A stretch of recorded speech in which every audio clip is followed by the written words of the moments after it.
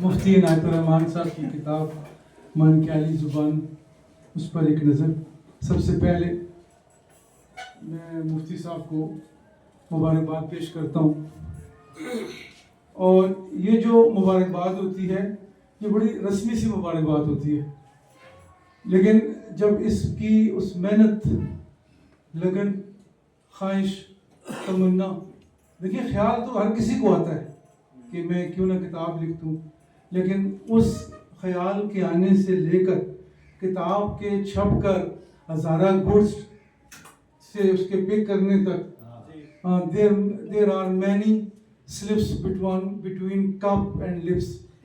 تو ان سلپس کے باوجود استقلال مزاج کے ساتھ کام کرنے والے بندے کا نام مفتی عنایت الرحمان اظہروی ہے۔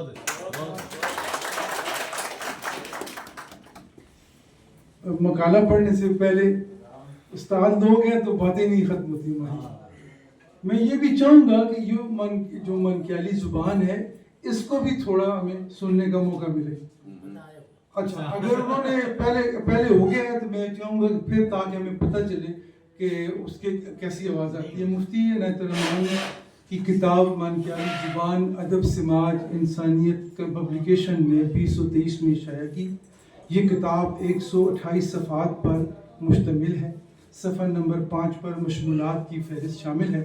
شرف انتصاب کی سرخی کے تحت اخوند سالک بابا اور عبدالکریم اکوزئی کے نام ہے۔ اس کے علاوہ بھی یہ کتاب دونوں ماؤں اور بڑی والدہ کے نام ہے۔ ملک عظیم نشاد آوان مانسیر بھی ہمارے بھائی ہیں اور بیٹھے ہوئے بھی ہیں، مسکراتے رہے ہمیشہ ایسے ہی۔ ان کی تقریر بھی اس کتاب پر لکھی ہوئی ہے۔ حرف اولین اور اظہار تشکر کے عنوان سے مفتی عنایت الرحمان نے اپنے دل کا حال قلم بند کیا۔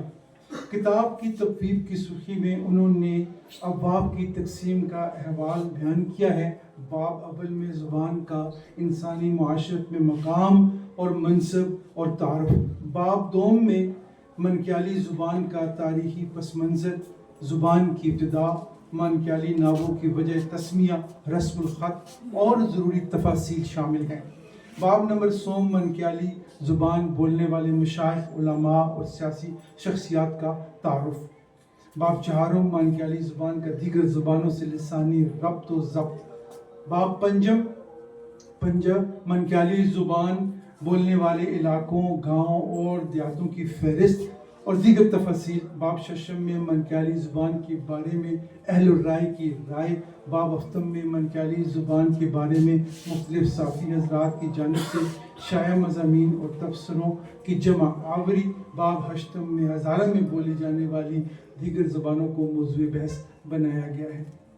میں کہ جیسے لسانیات اور تاریخ کا طالب علم اور مانکیالی زبان کے حوالے سے اس کتاب سے قبل بالکل ناآشنا تھا۔ مجھے ہرگز معلوم نہیں تھا کہ یہ کوئی ایسی زبان میرے اپنے ہزارے کے اندر پائی جاتی ہے کہ جو نہایت محدود علاقے اور نہایت کم افراد کے بولنے والوں پر مشتمل ہے۔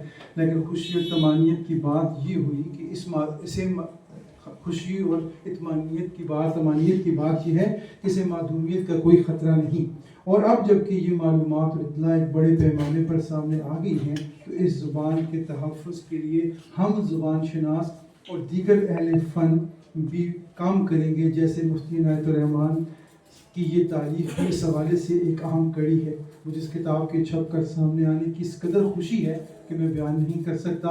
مفتی عنایت الرحمان کو دلی مبارکباد پیش کرتا ہوں۔ مفتی عنایت نے یہ فرض کفایت ادا کر دیا ہے، لیکن جناب عالی یہ ایک ایسا منصوبہ ہے جس پر اس کتاب سے بڑھ کر کام کرنا ہوگا، لیکن اب جو کوئی بھی اس کام کی نیت باندھے گا اس کو مفتی عنایت الرحمان کی اس کتاب سے خاصی رہنمائی اور معلومات ملے گی۔ مجھے یہاں یہ کہنے میں بھی رتی بر جھجک نہیں، یہ جو کام مفتی عنایت نے کیا ہے یہ کام کسی بھی ترقی یافتہ ملک میں اداروں کا کام ہے۔ انفرادی سطح پر ایسے کام ممکن نہیں ہوا کرتے، لیکن مفتی عنایت اور ان کے طور پر پڑھنے کو ملتا ہے۔ پھر مانکیالی زبان کا تاریخی پس منظر، اس زبان کے حوالے سے اسماء اہل زبان کا تعارف شامل ہے۔ غرض انہوں نے اس کتاب کو مانکیالی زبان کا انسائکلوپیڈیا کی صورت میں محفوظ کر دیا ہے۔ یوں کہوں کہ زبان مانکیالی کی کلیدی معلومات کو ہمارے لیے جمع کر دیا ہے۔ تو بجا ہوگا۔ مانکیالی زبان کے تعارف کے حوالے سے انہوں نے مانکیالی زبانوں میں دنوں، مہینوں، نمازوں، پھلوں، سبزیوں، پرندوں، ڈھور ڈنگروں، اعضائے انسانی اور رشتوں کے نام تک جمع کر دیے ہیں جن کا مطالعہ لطف سے خالی نہیں۔ اس کے ساتھ یہ بات بھی لائق سخت تحسین ہے کہ انہوں نے مانکیالی زبان کا دیگر زبانوں سے لسانی روابط بھی مذکور کیے ہیں۔ یہاں ان معلومات کا ذکر اس لیے ضروری ہے کہ اس کتاب کی ہمجہتی کی قدر ہو سکے۔ اس کتاب کے بڑا حوالہ اس کا استناد ہے، جس کی دلیل یہ ہے کہ مؤلف نے تمام تحقیقی تقاضوں کے لیے مستند اشخاص اور باب علم سے رابطہ رکھا اور ہر باب کے اختتام پر حوالہ جات کا اہتمام کیا۔ یاد رہے کہ وہ خود بھی اسی زبان سے کے آشنا ہیں۔ اس کتاب کے ایک ایک حرف سے اس زبان اور ان کے اہل زبان کے لیے ان کی محبت اور اخلاص اور جذب کی جھلک ملتی ہے۔ عموماً ایسی کتاب کی تحریر کا رواج یہی ہے کہ مؤلف مختلف لوگوں کے ذمے مختلف معلومات کی جمع آوری کا کام لگا دیتا ہے، پھر ان سے حاصل شدہ معلومات کو بغیر پرکھے اور بغیر جانچے کتاب میں شامل کیا اور یہ جا اور وہ جا، یعنی کاتا اور لے دوڑا۔ مفتی عنایت الرحمن نے اس کتاب کی تصویر میں خوب جان لگائی، معلومات کی جمع آوری، ان کی چھان پٹک اور پھر سارے ڈیٹا کو اپنے قلم سے اپنے اسلوب خاص سے اس کتاب میں شامل کیا۔ میں یقین سے یہ بات کہہ سکتا ہوں کہ مفتی عنایت الرحمن کی یہ کتاب مانکیالی زبان کے حوالے سے اساسی معلومات کی بنا پر اولین کاوش تو ہے ہی، لیکن اپنی معلومات اور جامعیت اور استناد کی بنا پر یہ نہایت بنیادی کتاب بھی تسلیم کی جائے گی۔